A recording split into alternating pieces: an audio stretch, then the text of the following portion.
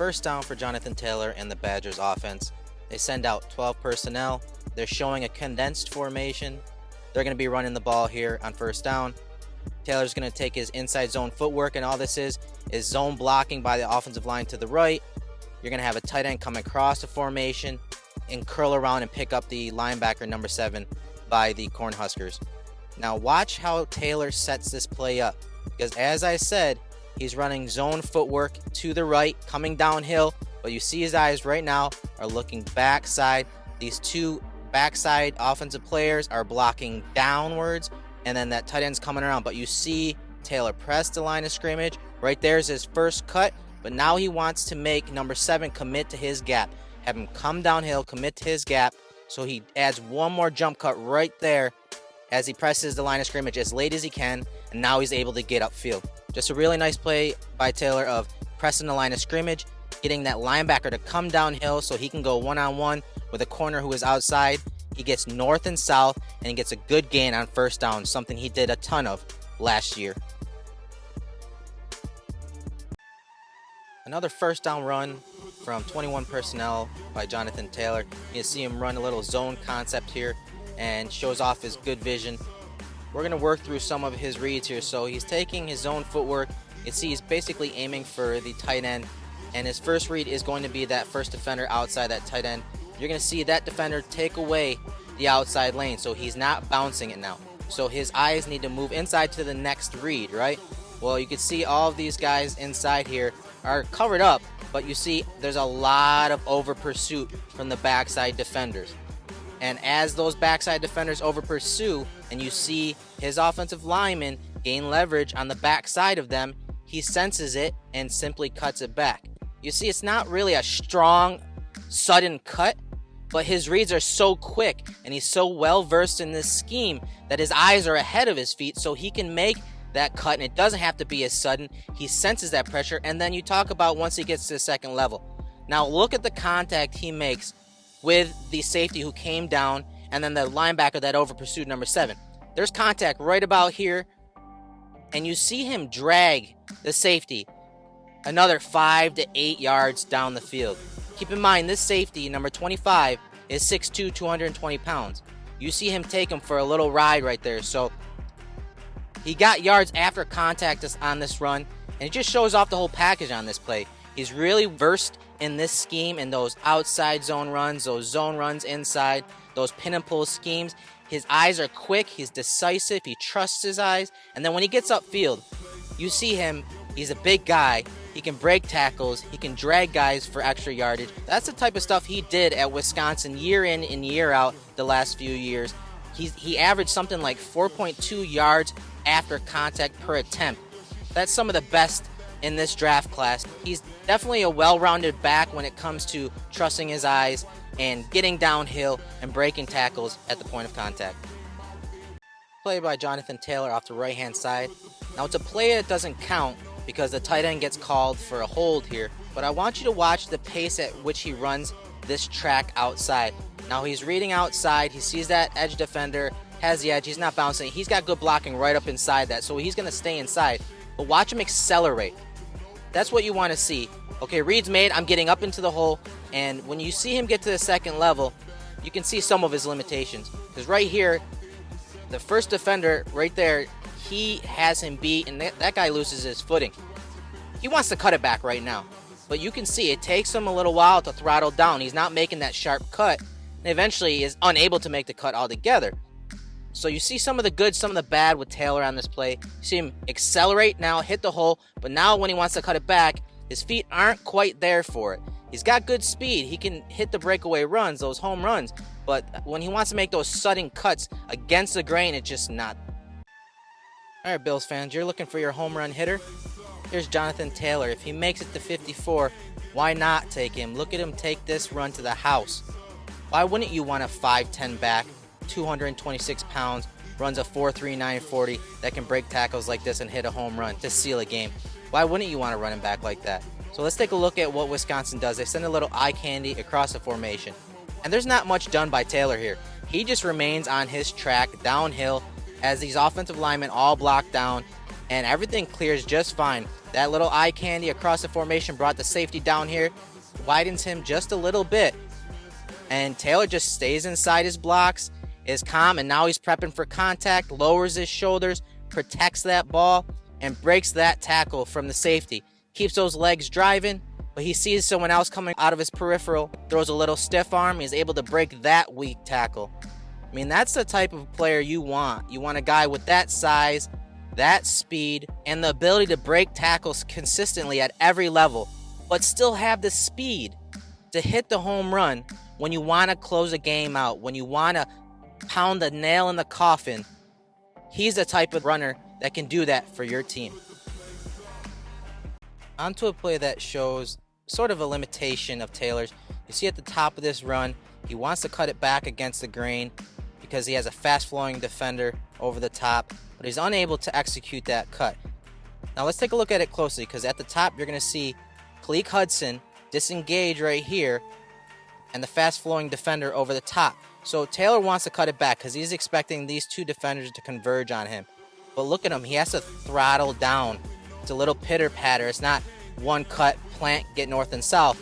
Now, he does carry these defenders for a few yards, so that's great. But you can kind of see where his athletic limitations show up on film from time to time. It's still a really good run by Taylor, but if he had the athleticism to plant and get north and south suddenly, this would be a touchdown. So check out this little counter tray run by Jonathan Taylor. You're going to have Wisconsin motion guy across the formation. It's going to force this defender to rock and roll to center field, and this defender drop down to cover the new gap that they're adding to the right side of the screen. Now, when the ball snapped, you're going to have backside guard and tackle pulling. Taylor coming downhill, straight downhill, and he's just luring in these two defenders over here to get covered up by the two offensive linemen. You see a slight shuffle to his left right there, which is really nice. Again, drawing those defenders in. You see Taylor press the line of scrimmage to get those defenders on the backside here downhill, and he's out the back door. But now look at him take this to the house. He's running away from corners and safeties on Michigan. I mean, he doesn't look like he's running fast, but he is covering some ground. And while you may not see it from this angle, when you take a look at it from this angle, you see him separate. Look at him create that distance. These guys are not catching this big back. Taylor takes it to the house for the touchdown for his offense. Here's a play by Taylor that probably should have been stopped in the backfield, but he's able to bounce it even after stopping his feet. You see Hudson, number 7, come downhill right here, and he has him dead to rights. You see Taylor's kind of indecisive. See him pitter-patter a little bit. His feet stop right here, but then he realizes that he has a little green out here. Even though there's a defender out there, he has a little room to get outside, and this is where he shows his explosiveness and bounces out wide and somehow manages to get the corner. So this shows just a little bit of his burst, his acceleration. The play was pretty much shut down in the backfield. It was disrupted early with a little pressure up the middle. He's able to bounce it to the backside here. Here comes Hudson trying to square him up, and then Taylor just runs away from him. I mean, just really good burst away from a talented defender. Good read and reaction from Taylor. He's able to get the corner and get the first down. For a big guy, Taylor moves pretty well in between the tackles. That short little pitter-patter footwork that he has actually serves him well inside when he's in traffic, in congestion, when there's disruption early in the run. Somehow he navigates inside here and finds a crease to gain 5 yards when this play probably could have been stopped in the backfield. You're going to see Hudson, number 7, blitz up the middle, and it's going to really create a lot of traffic and trash in this run. And this is a type of run that needs some time to breathe, that needs some time to develop, for these blocks to develop for Taylor. You're having a fullback come across the screen and pick up 19. You're going to see 44 is basically standing right in this hole when these two down blocks occur, the one on Hudson and the one right here on this other defender. And somehow Taylor cuts it back as 29 spinning back and 44 is one gap over. Taylor finds that little crease and slithers through. Again, not a big run, but his ability to manipulate and navigate inside here for a big guy is quite special. You see him find a little crease right there, right where that linebacker had vacated. So a play that probably should have been stopped in the backfield for maybe a 1-yard loss or no gain, he's able to turn it into a 5-yard gain for his offense. Just good vision and patience by the big running back.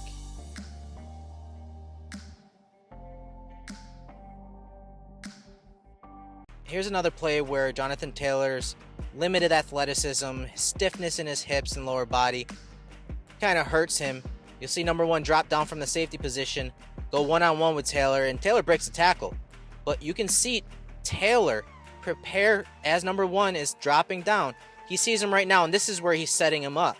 He wants to make a cut. You see him trying to set up a cut right now, but he's very stiff, and that safety is able to get a piece of him. Of course, Taylor breaks the tackle, but it's another one of those plays where if Taylor had a little more looseness in his hips and looseness in his ankles, he would have gotten that juke off. He would have broken that tackle much easier. He may have even eluded the tackle altogether. He's been producing with the athleticism he has now. If he can improve upon his athleticism, his looseness in his hips, his flexibility altogether, this is a scary, scary running prospect. I absolutely love Jonathan Taylor as a runner between the tackles. He's so patient, he has really good vision, and he sets up his blocks really well with slight, sudden movements. On this play, you're going to have 2 offensive linemen pulling and leading the way to the weak side of the formation, and he sets up both of these blocks really well. So let's take a look at that. On the snap, you're going to get a down block right here by the left guard, and you're going to see the right guard work to the play side of the defensive tackle to wall off right there, allowing the center and the backside tackle to pull. Now, as they're pulling, watch Taylor. He attacks wide, right? He attacks outside of the pulling center's outside hip. Why does he do that? To influence the player right here that is going to be blocked by the center. So what does that defender do when he sees Taylor take that track? He jumps outside. Now Taylor's attention is to help his other offensive lineman pick up the scraping linebacker over the top. Look at him now attack downhill, press the line of scrimmage, and now both guys are covered up, and that's when he hits the hole. And you see him put his helmet down and gain yardage after contact. That's just great vision and patience, and allowing the play to develop on these type of gap schemes, allowing that play to develop, helping set up blocks for your offensive linemen, which these blocks are very difficult. You got a center and a tackle pulling to the weak side. Setting those blocks up and then getting yardage after contact is exactly what you want from your running back. Fine example of Taylor navigating in between the tackles on this run. You'll see the tight end, 84, insert inside, and basically what amounts to an isolation run here. And just the little footwork by Taylor and how he sets this blocking scheme up is beautiful. You see the left guard feed block the nose tackle to the center right there. He torques him to the ground. So now you got a hat on a hat moving to the second level and a free defender coming from depth in the safety number 28. Now watch Taylor's eyes, watch him set up the blocks. See, everyone is taken care of now from at the second level. Now he wants to influence his safety and somehow get him blocked up or get him caught in trash. You see him press right at him. And that changes that safety's line. Now he's coming down even harder because he thinks that Taylor's committing to that gap. But Taylor just shifts his weight and then jumps up inside between the two, blocks up the middle, and then gets to the third level.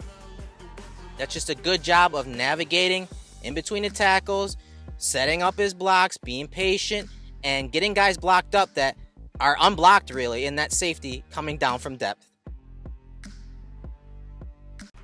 All right, so now we're going to watch a play where Taylor is cut blocking an edge rusher from the field. And it's not a bad job. It's a good cut. Cuts his legs out right from under him. But what you'd like to see is Taylor attack that defender. Attack him, because when you're cutting a rusher like that, you see that when he gets cut and he gets upended right there, he can land right at your quarterback's feet. So you want him to step it up a little bit, a little closer to the line of scrimmage, and then wait till the very last second like he does to get down and cut that guy. just nitpicking a little bit, but I'd like to see him step up a little more so that that edge rusher coming from the wide side of the field doesn't end up being upended right into your quarterback like he does right there, getting your quarterback hurt. So Jonathan Taylor is not a bad receiving back, but he's not going to be the type of guy that is going to run routes for the quarterback and separate. But you see a little out route here against Iowa. The ball's thrown a little out in front of Taylor, but let's take a closer look at his route here. Not that it's bad, but you can see how it could be better. So he's stemming vertically right now, and you see him start to drop his weight and plant right there. Now, as he's planting right there, you want to see him with that right foot turn to the sideline, rotate those hips, but make sure that step out of the break is out in front of him, right? Well, you'll see the step is kind of under him on the 10-yard line. So that doesn't allow him to completely turn and to break smoothly and suddenly towards the sideline. Watch again in real time. It's not that sudden of a cut at the top of a route. It's not something he's known for, but again, this is why he's sort of limited as far as route running. He has to step with that right foot under his center of gravity because he doesn't have that suddenness of that footwork to cut and go. And you see that the ball's thrown out in front of him a little bit, likely because the quarterback was expecting him to be out towards the boundary a little more because of a sharper break at the top of that route. Watch this play by Taylor as he has two linemen pulling to the bottom of the screen right here. He decides to just get north and south and run through a linebacker right there for a good gain. It's not a bad play by any means, but you can see that if he is patient and pushes it out wide a little further, he has his center pulling around to pick up this linebacker, wide receiver, push crack into the safety. He might be one-on-one with a corner and maybe scoring here. Again, you can't fault him for just getting north and south. That's the type of runner he is. He wants to get inside and get downhill. But you can see that there is a possibility for a home run play here. Watch from the end zone angle. You have your center and backside tackle pulling. And the little full block by the tackle is going to cover up this linebacker. So he thinks he can get that crease right here, and he does. That linebacker disengages from that tackle, but Taylor's at full speed. He's a load to bring down. He just walks that linebacker back. Again, not a problem. That's a positive gain. If he exercised a little more patience on these outside runs, there's a good chance he scores a few more touchdowns last year. On to some pass protection from Jonathan Taylor. Now you're going to see Iowa show blitz with their two linebackers right here. The quarterback changes the protection. You see the center point out who the Mike linebacker is. That's number 32. So they are going to be working to the Mike linebacker. This is the zone side of the protection right here from the center, the left guard and left tackle. Center has the A gap to his side, and on the right sideline, the right guard and right tackle are in man protection, which means that Jonathan Taylor is responsible for this gap right here, the A gap, and you see Iowa brings a cross dog blitz, so 43 is looping into the A gap of the center, 32 is coming behind him into Jonathan Taylor's A gap, and that's where Taylor steps up and makes the block. Good job by the quarterback of changing the protection, center IDing the Mike, and Taylor knowing who he's supposed to pick up, that immediate threat in the A gap. He stuns him, balls out quick, and the offense is able to complete the pass. Here's a really nice draw play from Taylor. Gets good blocking, and he cuts it back and gets some good yardage after contact there. You see him dragging defenders. But I want you to watch this a little more closely because you'll see there is a point where some of his limited athleticism really hurts him. Right here, he's looking off to the right-hand side. He's setting up these blocks and his next move. And that defender is trying to work over the top to the middle of the field. You have all these other defenders converging to the middle as well. So he does want to bounce it out here. He sets up this cut by pressing upfield so that that defender right here works over the top of that lineman, and then he's going to cut last second out wide. But as you can see, he's unable to make a sudden cut. You see him jump cut, and his center of gravity elevates. He bumps into his guy, and of course he rolls with it. Just gets north and south, and he's able to get more yardage. But when you study this play closely, you can see where some of his limitations are. He has really good eyes, he knows how to set up his blocks, but when he wants to make these late cuts that he set up, he's unable to make it suddenly. Therefore, he gets hung up on blockers or defenders and eventually does roll with it and gets north and south, but it's those type of limitations that show up on film, even on these good runs. Wisconsin runs the same play a few plays later, and watch how Iowa attacks this time. They're aggressive. On the snap, all the linemen are working down right here. The linebacker is going to shoot the B gap here. Again, this is the fullback's guy. Watch the fullback adjust and pick this guy up on the fly. Again, that free runner in the B gap picked up right there by the fullback beautifully. Taylor arced it just a little wider than he did on the first play, and he's getting up into the hole right now with a little jump cut right there. But as you see, there's a defender off to his left-hand side. That is H.A. Epinesa. He ran a little stunt where he looped to the inside here, put him right in the gap. So now Taylor has to decide, when I plant my foot, am I going to bounce to the left? Am I going to run straight downhill? Or am I going to bounce it back to the right? The two offensive linemen down the field have leverage on the backside of these defenders and are pushing them left across the screen. So as he makes that cut and lands, he immediately jump cuts back to his right, but he understands that there is a defender about to hit him. So he lowers his pads, gets behind his pads, and bounces off of them and gains a few more yards after contact. You see Taylor dragging that defender down the field. From the top, watch Taylor recognize that the linebacker is blitzing that B gap.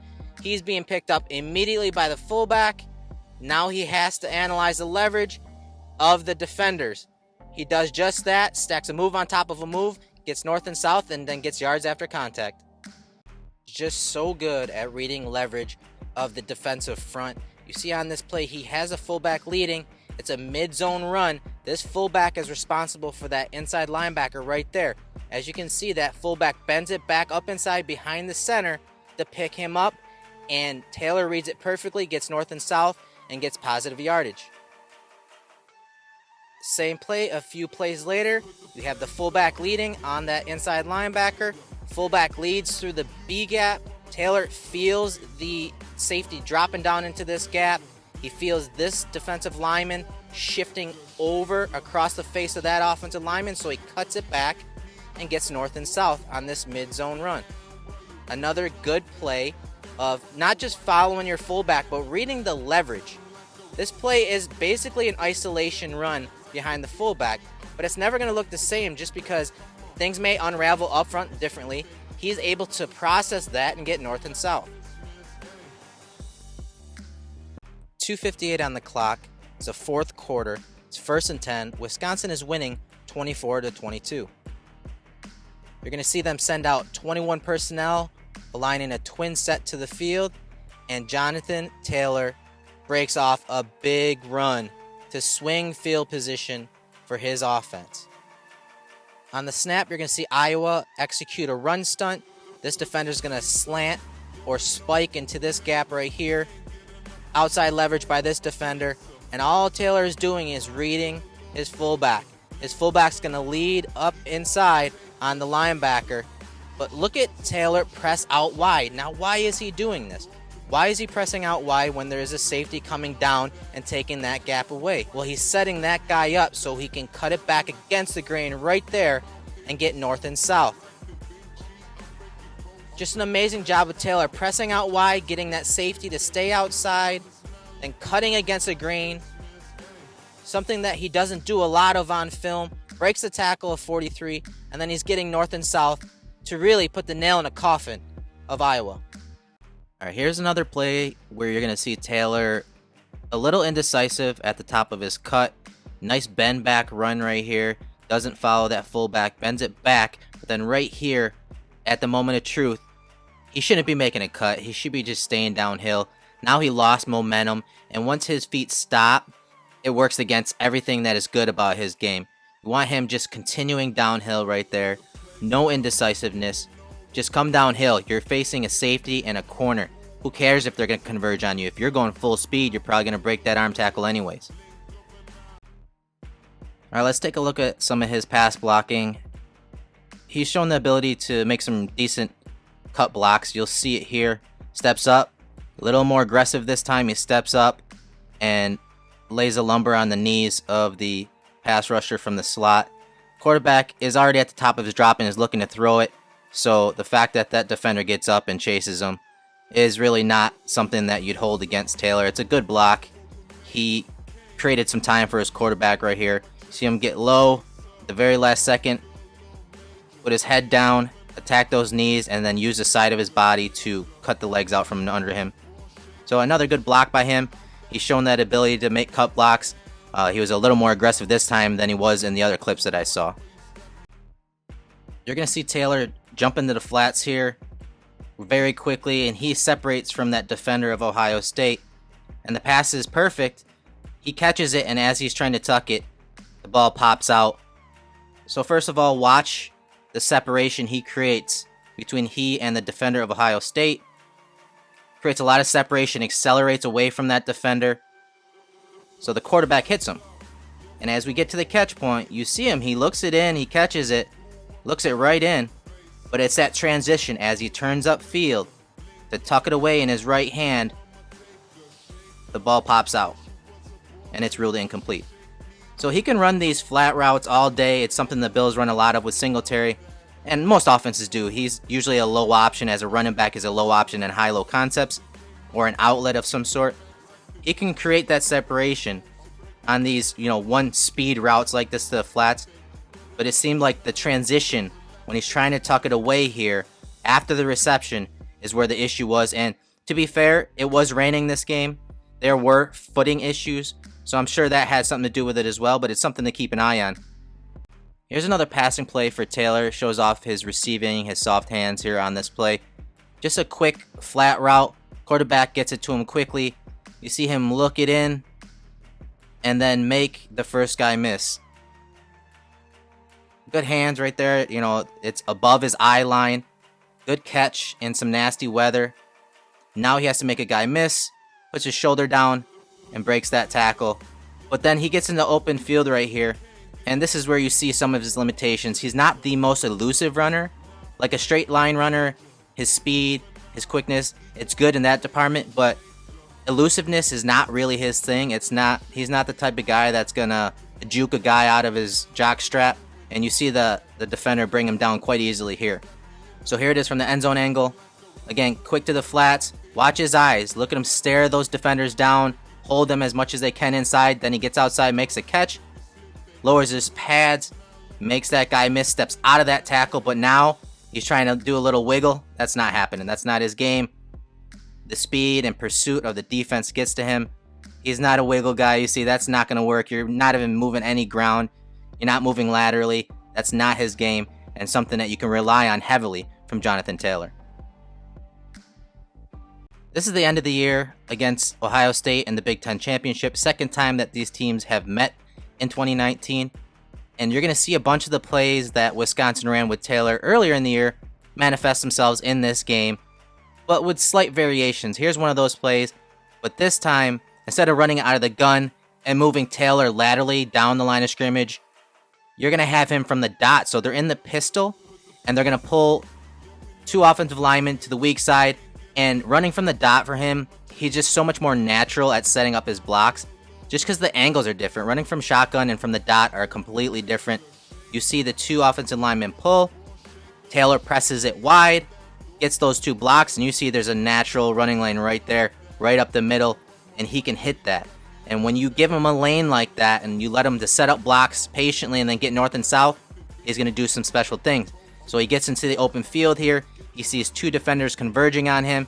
So you see him kind of swerve his hips to the right to change the angle of the defender that's coming from his left. And you see he's already by him. So the speed of Taylor affected that. And then that little hip swerve eliminated any type of angle that defender had. So now he's got to make this defender miss to the top of the screen.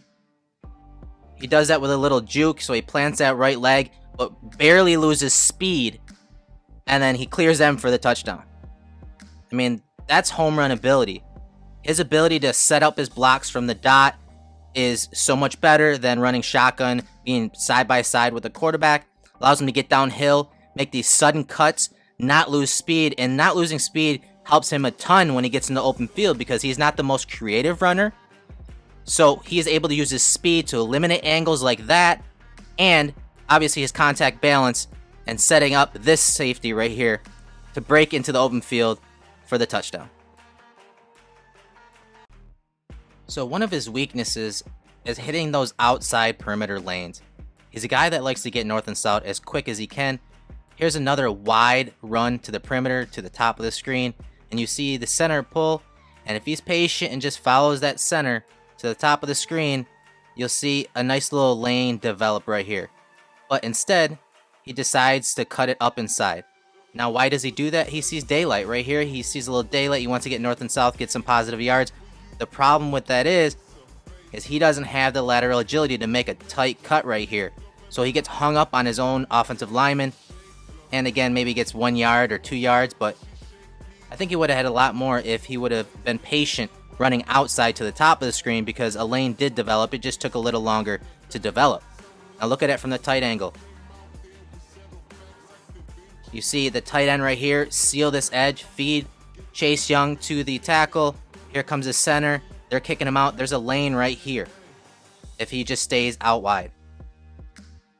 That's one of his major weaknesses on film. He just, when it comes to patience and running out wide, he doesn't quite have it. He just wants to get north and south, especially in these gap schemes or these schemes that put him side by side with his quarterback.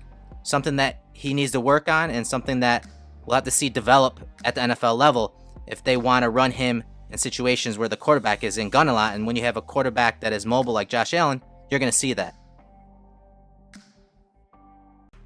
Here's a similar play to what Wisconsin ran earlier in the game from pistol, this time 12 personnel with the quarterback under center. Nice, easy pin and pull run. Taylor's running his outside zone track, making 2 cuts, one right there off that pulling offensive lineman, then another one right here, and you see him get north and south. That is Taylor's bread and butter. These reads from the dot where he shoots outside, where his track is out wide, and he's able to cut against the grain, where he's not really losing speed on these pin and pull and gap runs. That's his bread and butter. That's where he's going to be money early in his career in the NFL. So this isn't something you see often. You're going to see the Badgers in an empty set with Taylor to the top of the screen in the slot, running a pivot route versus Malik Harrison. And as soon as Taylor pivots, he loses his feet and he trips. Let's look at it from the tight camera angle. You see him motion out wide. They send Harrison out with him. And it's not that bad of a route stem. He's got the route stem down. Uses his eyes right here. Sells across the middle. And then he drops his weight. But as he plants, see that little that stiffness and that inability to come out of that break with acceleration. And that's really what happens with him in his route running when he does run an actual route. And this one is more of a higher level route for a running back with his capabilities. He's got the idea down, but his footwork just isn't clean enough, and he doesn't have enough burst or twitch in his feet coming out of that break, and the ball ends up falling incomplete. This play by Jonathan Taylor is just absolutely bonkers.